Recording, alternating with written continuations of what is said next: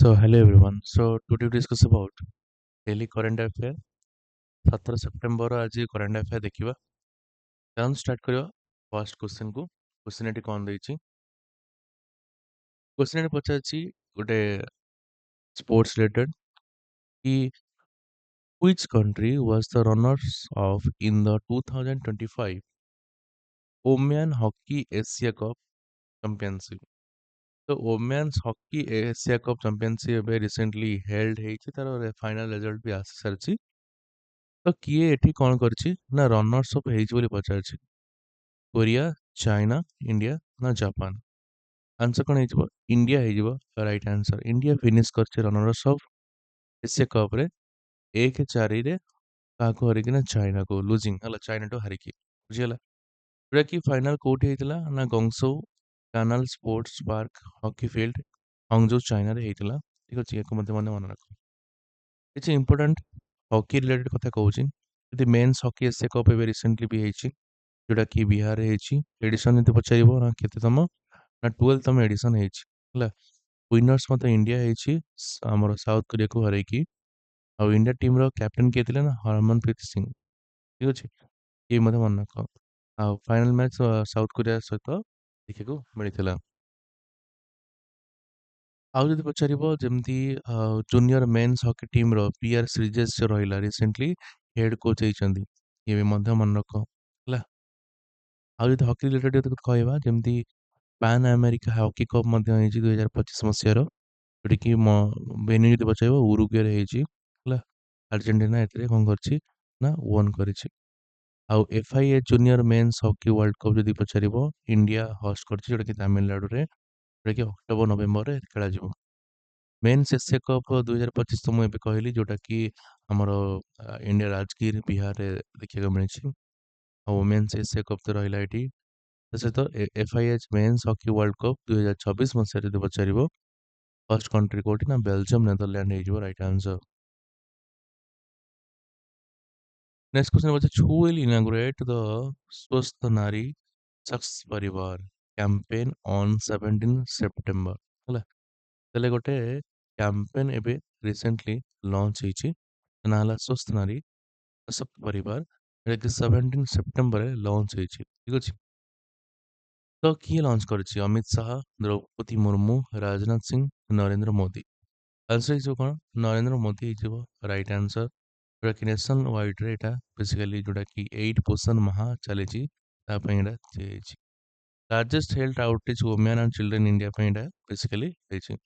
Target କ'ଣ ପାଇଁ? Non କେବଲ୍ disease ଯୋଉ ରହିଲା cancer, anaemia, tuberculosis, sickle cell ଏସବୁ ପାଇଁ ଯାଇଛି ହେଲା। ସେମିତି ଏବେ ଯଦି କିଛି କ୍ୟାମ୍ପେନ୍ କଥା କହିବା, ସ୍କିମ୍ କଥା କହିବା, ଯେମିତି ଆମର ମୁଖ୍ୟମନ୍ତ୍ରୀ ସମୁଦାୟ ପରିବାର ଯୋଜନା ଆମର ମଧ୍ୟପ୍ରଦେଶ ଗଭର୍ଣ୍ଣମେଣ୍ଟ ଏବେ ରିସେଣ୍ଟଲି ଲଞ୍ଚ କରିଥିଲା ହେଲା। ତା ସହିତ ନଦୀ ବନ୍ଧନ ସ୍କିମ୍ ଯୋଉଟାକି ଆମର ୱେଷ୍ଟ ବେଙ୍ଗଲ ଏବେ ରିସେଣ୍ଟଲି ଲଞ୍ଚ କରିଥିଲା। ତା ସହିତ ଆମର ହର ଖେତ ସ୍ୱସ୍ଥ ଖେତ ଯୋଉଟାକି ହରିୟାଣା ଗଭର୍ଣ୍ଣମେଣ୍ଟ ଲଞ୍ଚ କରିଥିଲା ବେସିକାଲି ସଏଲ ହେଲ୍ଥକୁ ଇମ୍ପ୍ରୁଭ କରିବା ପାଇଁ। ତା ସହିତ ଆୟୁଷ୍ମାନ ଭାରତ PMJ ଦିଲ୍ଲୀ ଗଭର୍ଣ୍ଣମେଣ୍ଟ କରିଥିଲା, ଯୋଉଟାକି ବେସିକାଲି ଏଇଟା ଇମ୍ପ୍ଲିମେଣ୍ଟ କରିଥିଲା ଏଇ ସ୍କିମ୍ଟା। ଆଉ ବେସିକାଲି ଆନ୍ଧ୍ରପ୍ରଦେଶ ଗୋଟେ ସ୍କିମ୍ ଲଞ୍ଚ କରିଥିଲା ଜିରୋ ପଭର୍ଟି ହେଲା, P4 ପଲିସି। ତାପରେ CM ଓମେନ୍ ଏଣ୍ଟରପ୍ରେନ୍योरशिप ସ୍କିମ୍ ଲଞ୍ଚ କରିଥିଲା କିଏ ନା ଆସାମ। ଆଉ ଜିରୋ ପଭର୍ଟି ସ୍କିମ୍ ଲଞ୍ଚ କରିଥିଲା କିଏ, ଗୋଟେ ରିନେମ୍ କରାହେଇଥିଲା ଡକ୍ଟର BR ଆମ୍ବେଦକରଙ୍କର ନାଁ ଅନୁସାରେ, ଉତ୍ତରପ୍ରଦେଶ ହେଲା। ଆଉ ଗୋବର୍ଦ୍ଧନ ସ୍କିମ୍ ଲଞ୍ଚ ହେଇଥିଲା 2018 ମସିହାରେ ହେଲା, ଇଏ ମଧ୍ୟ ମନେ ରଖିଥାଅ। ପିଙ୍କ ଇରିସ୍କା ସ୍କିମ୍ ମଧ୍ୟ ଲଞ୍ଚ କରିଥିଲା କିଏ ନା ମହାରାଷ୍ଟ୍ର ଗଭର୍ଣ୍ଣମେଣ୍ଟ। ତାପରେ ଗୋଟେ ଓବିଚୁରୀ କଥା ଆସିଛି, ସେ ଓବିଚୁରୀ କାହାର ନା ଡିଡି ଲାପାଙ୍କର, ଯିଏ 91 ଇୟରରେ ପାସ୍ ଆଉଟ୍ ହେଇଛନ୍ତି, ମତଲବ କି ତାଙ୍କ ଡେଥ୍ ହେଇଯାଇଛି। ତ ସେ ପଚାରିଛି ଚିଫ୍ ମିନିଷ୍ଟର ଥିଲେ କୋଉ ଇଣ୍ଡିଆନ୍ ଷ୍ଟେଟ୍ର ବୋଲି ପଚାରିବ।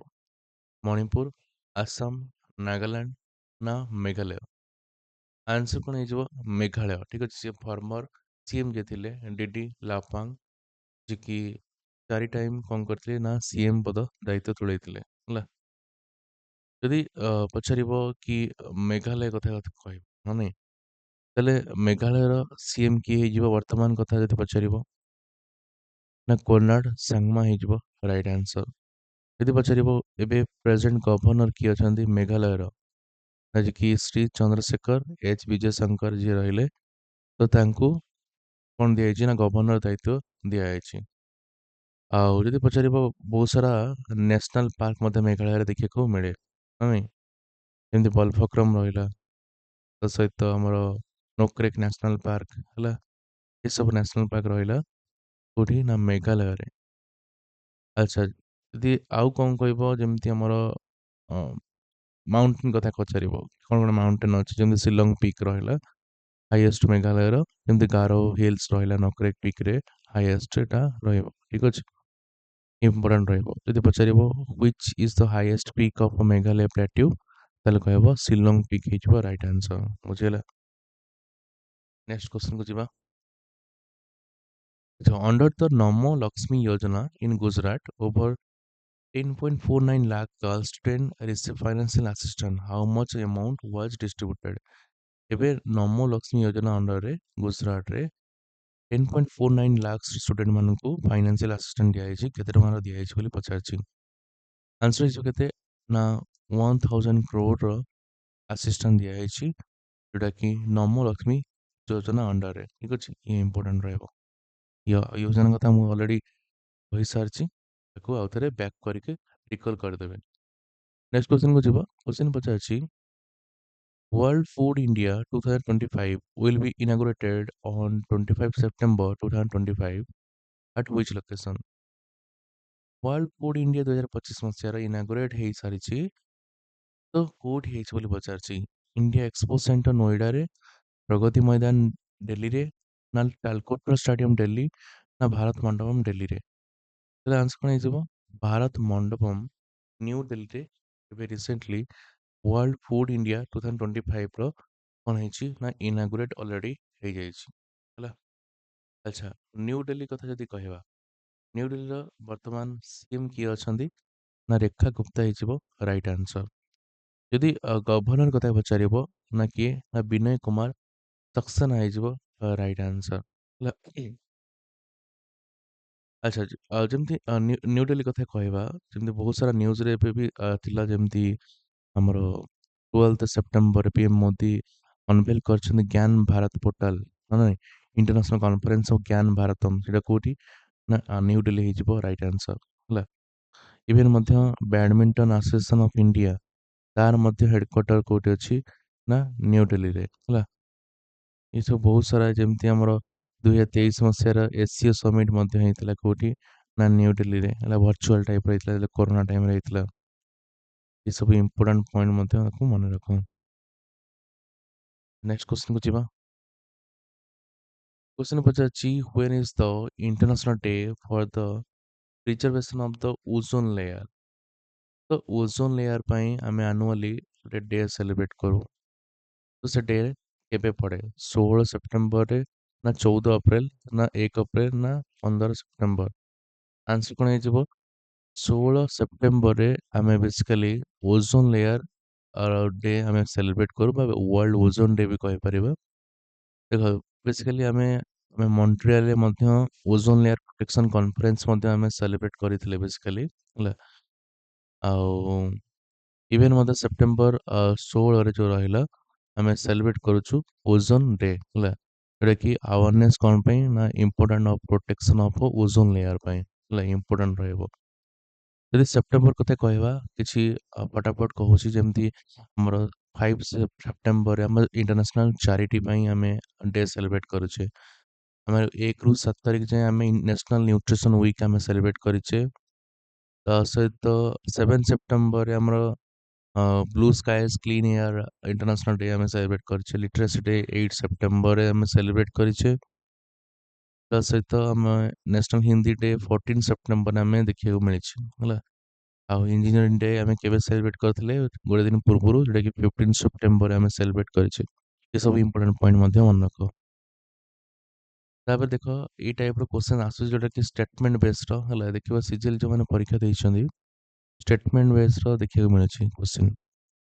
ତ ସେ କହିଛି Mohammed Siraj was awarded ICC men's player of the month for August 2025 2025 ମସିହାର ICC men player of the month कौन है अगस्त मासर डिक्लेयर ହେଇଛି। सिराज परफॉर्म करछंती outstandingly in the final test of the Anderson Tendulkar trophy. 3 point कोच Siraj played 3 test match during the month. लांक भितर कोटा करेक्ट हम बोली पचारछि। तो आंसर कौन हो 1 एंड 2 करेक्ट हो। मोहम्मद सिराज आईसीसी मेन जितुଛନ୍ତି ତା ସହିତ ସେ ପରଫର୍ମାନ୍ସଟା କୋଉଠି ହେଇଥିଲା ନା ଫାଇନାଲ ହେଇଥିଲା ଓଭାଲରେ ଠିକ ଅଛି।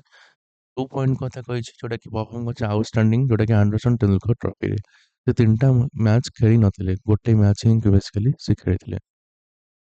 ଠିକ ଅଛି, ନେକ୍ସଟ କ୍ୱେଶ୍ଚନକୁ ଯିବା। Where was the National Conference of a Parliamentary and Legislative Committee on Women Empowerment held? कोठी national conference of parliamentary and legislative committee women empowerment देखिए मिलता चेन्नई, सूरत, तिरुपति ना हैदराबाद। आंसर हो कौन ना तिरुपति। लोकसभा स्पीकर जी थे ओम बिरला इनागुरेट करते कन्फरेन्स कोठी ना तिरुपति जो राइट आंसर। कनक्लूड होता Tirupati resolution for women empowerment. Governor ji थे ए शब्द नजी सी क्लोजिंग स्पीच कौन करते डेलीवर करते। नेक्स्ट आसला important which will host 10th Ayurveda Day 10th Ayurveda Day तो पचारछि कि ये कोउ स्टेट बेसिकली सेलिब्रेट करिछ होला इंपोर्टेंट रहबो।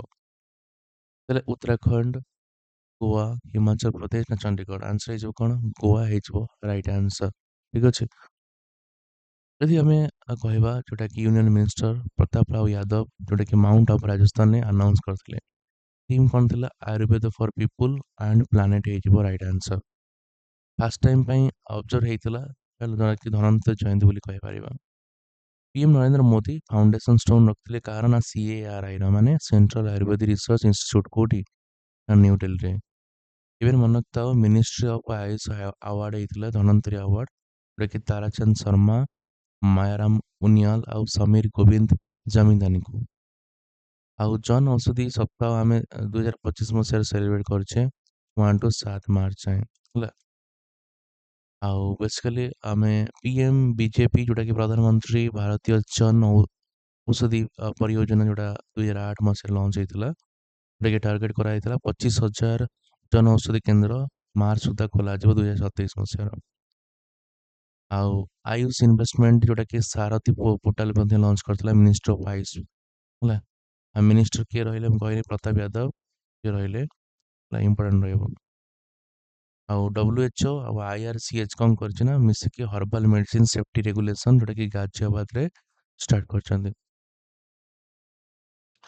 देखो क्वेश्चन आछि whom did Meenakshi Huda defeat to win women's 48 gold at the 2025 World Boxing Championship? ଏବେ रिसेंटली बॉक्सिंग चैंपियनशिप कौन है ना सरी जाइए। तो मीनाक्षी हुडा जो डिफिट करछन्ती 48 केजी गोल्ड पाई तो कहा को डिफिट करछन्ती बोली पचारछि। जूलिया सेजनमेटा, लवलीना बोगन, मैरीकॉम, नाजियम हिरबाए। आंसर जो कौन नाजी हिरबाए जो राइट आंसर। देखिए 4-1 फाइनल डिफिट होती खा द्वारा ना नाजियम हिरबाए द्वारा। इंपोर्टेंट रहबो। अच्छा जदि बेसिकली आम बक्सिंग रिलेटेड कथा कहबा जेमती बहुत सारा अच्छी जमी बक्सिंग आमर समर ओलंपिक्स 2028 मसीह नुआ स्पोर्ट्स हिसाब से आड कर सहित इंडिया 17टा मेडल जितला कौटी अंडर 19 वर्ल्ड बॉक्सिंग चैंपियनशिप रे। तो ये सब पॉइंट गुड़ा के मन रख। आ गोटे स्टेटमेंट बेस आसला जो कौन बीआईएस अनाउंस कर इंडिया को होस्टिंग कर 89 आईईसी जनरल मीटिंग 15-19 सेप्टेम्बर। से कौन यहाँ भारत मंडप रे देखा मिल 20,000 एक्सपोर्ट आ 10,000 प्लस कंट्री पार्टिसिपेट करेंगे से पचार भर कौटा गोटे करेक्ट। तो आंसर कौन हो 1 और 2 हो राइट आंसर। बीआईएस अनाउंस कर भारत मंडप देखा मिल। आरबीआई लॉन्च कर micro site on Indian bank notes. Second point कही available at Indian currency dot RBI dot org dot in. Third point कौन aims to raise awareness about currency design and security feature which are correct. तो RBI जोटा कथा कहबा तो ये जो statement कही भितर वो स्टेटमेंटा राइट हो। आंसर हो कौन सब जो स्टेटमेंट देख करेक्ट हो। ଆର୍‌ବିଆଇ ଲଞ୍ଚ କରିବ ଇଣ୍ଡିଆନ୍ କରେନ୍ସି ଆୱାରନେସ୍ ମଧ୍ୟ ଦେଖିବାକୁ ମିଳିବ ହେଲା। ଆଚ୍ଛା ଯଦି ଆର୍‌ବିଆଇ କଥା କହିବା ଯେମିତି ଆମର ଯୋଉଟାକି ନ୍ୟାସନାଲ୍ ପେମେଣ୍ଟ କର୍ପୋରେସନ୍ ବା ଏନ୍‌ପିସିଆଇକୁ ମଧ୍ୟ ଲଞ୍ଚ କରିଛି ଯୋଉଟାକି ରିଜର୍ଭ ବ୍ୟାଙ୍କ ଅଫ୍ ଇଣ୍ଡିଆ ଆଉ ଆଇବିଆଇ ଦ୍ୱାରା ମିଶିକି ଏଇଟା ବେସିକାଲି କରିଛନ୍ତି। ଏବେ ଆର୍‌ବିଆଇ ନ୍ୟୁ ଗଭର୍ଣ୍ଣର ମଧ୍ୟ ଆପଏଣ୍ଟମେଣ୍ଟ ହେଇଛନ୍ତି ନା କ'ଣ ସଞ୍ଜୟ ମଲ୍ହୋତ୍ରା ଯୋଉଟାକି 26ର କ'ଣ ହେଇଛନ୍ତି ନା ଆପଏଣ୍ଟମେଣ୍ଟ ହେଇଛନ୍ତି 26 ତାରିଖ ବୋଲି କଥା କହିବା। ଆଉ ଏବେ ରିସେଣ୍ଟଲି ଆର୍‌ବିଆଇ ଯୋଉଟାକି ଲଞ୍ଚ କରିଛି ଫାଇନାନ୍ସିଆଲ ଲିଟରେସି ୱିକ୍ ବୋଲି କହିପାରିବା ଓମେନ୍ ମାନଙ୍କ ପାଇଁ। ଇଏ ମଧ୍ୟ ମନେ ରଖ ଇମ୍ପୋର୍ଟାଣ୍ଟ ରହିବ। ଇଏ ଥିଲା ଟପ୍ 12 କରେଣ୍ଟ ଆଫେୟାର 17 ତାରିଖର। ହୋପ୍ ଆପଣମାନଙ୍କୁ ଏଇ କ୍ଲାସ୍‌ଟା ଭଲ ଲାଗିଥିବ। ଯଦି ଭଲ ଲାଗିଛି ଲାଇକ୍ କରିବେ, ସେୟାର ମଧ୍ୟ କରିବେ ଆଉ ସବସ୍କ୍ରାଇବ୍ କରିବାକୁ ଭୁଲିବେନି। ଜୟ ଜଗନ୍ନାଥ।